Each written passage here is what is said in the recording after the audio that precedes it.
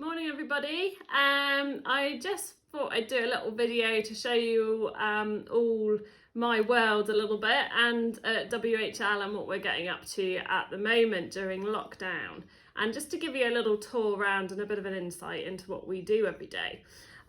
So the first thing that we do in the morning is we come in and all the horses get their breakfast, most important thing of the day.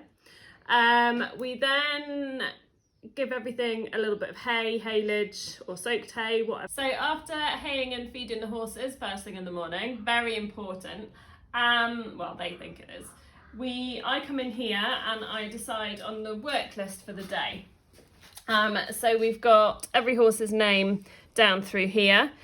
We are quite quiet at the moment.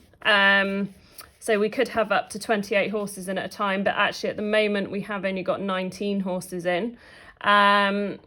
So their type of liveries here, depending on what they're getting. We are still working our horses at the moment because I feel it's good for their welfare and just to keep them ticking over. They're not doing masses, but a little bit of work is good for them. Then we've got a mucking out column. So all the staff members are written down. Generally they'll do 5 stables each in the morning. And then we've got a put to bed column, the equissage machine, which I will show you later on. We've got whether they're staying in, whether they're going on the horse walker, or whether they're going out before or after exercise. So everything is really organised for everybody to start the day, and I feel this is a really important part of running a yard so that everybody knows what they're doing, and it works as efficiently as it can do. So as we're on lockdown currently, we have decided as a yard that we're going to limit the amount of people coming in.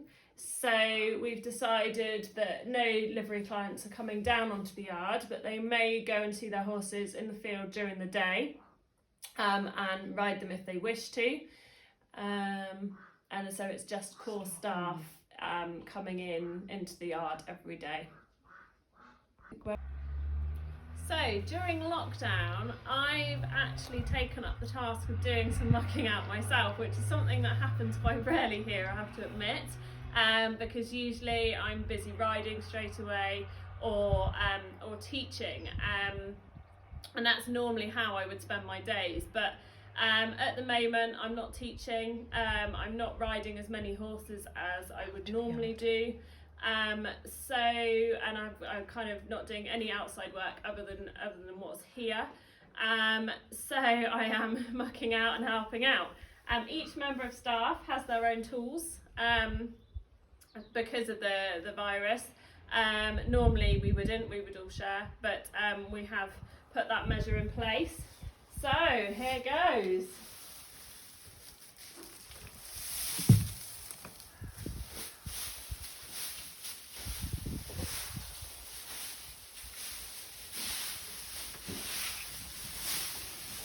My staff tell me I'm not very good at mucking out.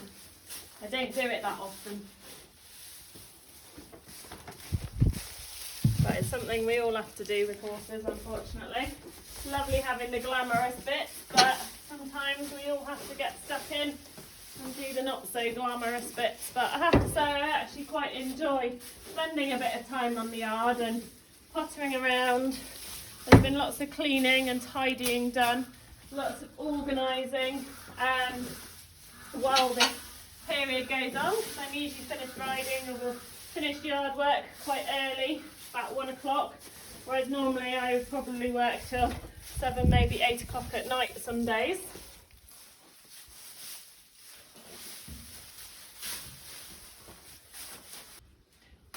So most of our stables have rubber matting in them, but some of them don't. Just depends on what the personal preference of the horse's owner is. I'm quite particular about my mucking out. I like all my corners done every day. As you can see, I've lifted it all into a nice pile, and I'm going to leave that bit up ready to dry for the day, and I'll pop it back down later. So once we've lifted up and it's dried out a little bit, I will start putting the bed down.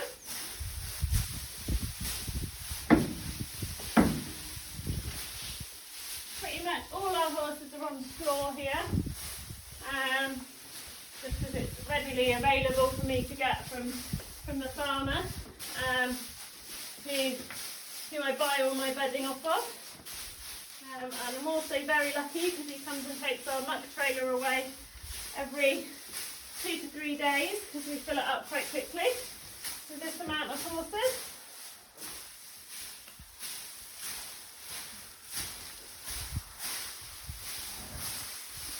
So I like to just try and get my beds as flat as possible. We don't use banks here, we used to. But one, I don't think they massively make too much difference, and two, I think they just harbour a lot of dust and poo under them if you don't go underneath them. So this horse has quite a nice thick bed because she hasn't got any matting, or she does have a mat right at the front, but I've taken that out to give it a wash, so that it's nice and clean for when she comes back in. So I like to make them nice and flat at the front, and then get my broom and just sweep it back and make it nice and tidy. Not that the horses curl when they come in, but looks good from our point of view. That'll do them. So my 4 stables are done this morning. I'm just sweeping up and finishing off, and then I've got a couple of hay nets to do. I'm a little bit of a tidy freak when I muck out, and I end up washing everything and moving everything, and it takes me a bit longer than what it probably should do. But yeah, I will do a picture once I've finished sweeping. So this is one of the worst jobs of the day, stacking the muck heap up properly. Something we try and do after each mucking out session, so that we can try and get as much muck in here as possible. So it all gets forked up, and then we stand on the top of it, and it actually sinks quite a lot, as you can see. And then we'll fork another load of stuff up. So this is our wash area. As you can see, we've got a nice lot of rubber matting on the floor so the horses don't slip. Hose pipe that goes over the top, so we try not to let the horses stand on it too much, and it swings around them. There is space for 2 horses in here at a time. And then we've got a skip for putting any poo in. This gets emptied every day, and another skip with a hoof pick attached for picking their feet out. In this cupboard we've got all the washing things, so plenty of sponges, very important whitening shampoo, especially for Mickie, who goes through an awful lot of this. We use aqueous shampoo as a normal everyday shampoo as well, which is really, really good for the horse's skin. And then mane and tail to put on their tails once they've been washed. So this is our horse walker. It gets used pretty much every day. It also gets swept every day, which is always the worst job at the end of the day to do, but must be done. So this is our feed room. Lots of food. So we've got all the spare bags of feed are all delivered by Wadswicks, and they come once every 2 weeks on an order.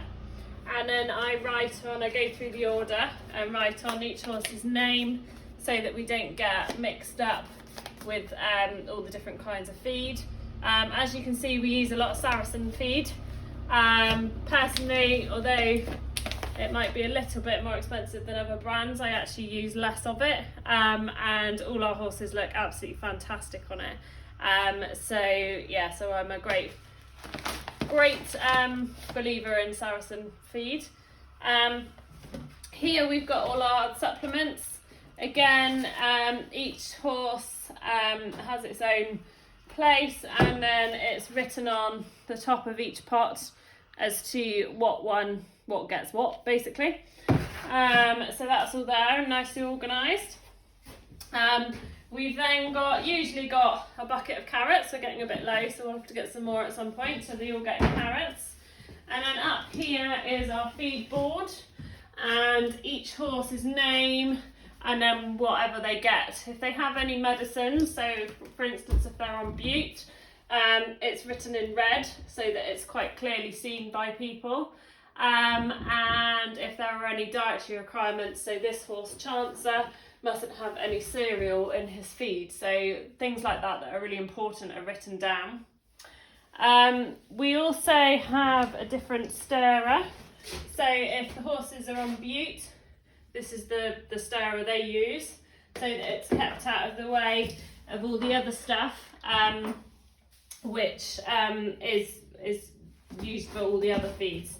Some horses have sugar beet.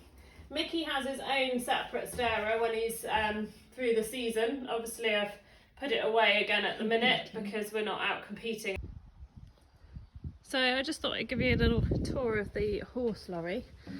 So this is where we live if we go to a big 3-day event. It's quite tidy at the moment. It's not normally like this at this time in the season. It's not really done anything for a long time. It's just kind of been sat here. But yeah, got all the home comforts, telly, there's a fridge, hob, sink.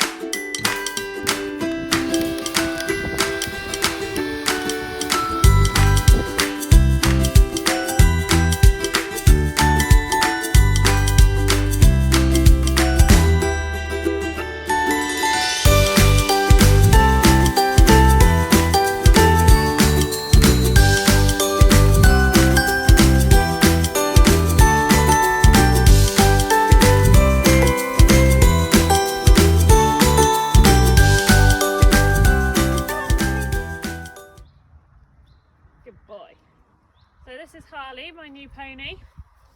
He arrived literally about 2-3 days before lockdown. He's 3.5, but he is very cute, aren't you? Yes, and quite cheeky. We haven't done an awful lot with him yet. He has been broken in, but he's having just a little bit of downtime, and then I will start to get back on him at some point. And then hopefully he will probably be for sale next year at some point, once we've had a bit of a play with him and seen what he's does. So this is my main man, my man Mickie. Mickie is called at home. He's quite cheeky, but he's my top event horse, and he has taken me around lots of very cool places.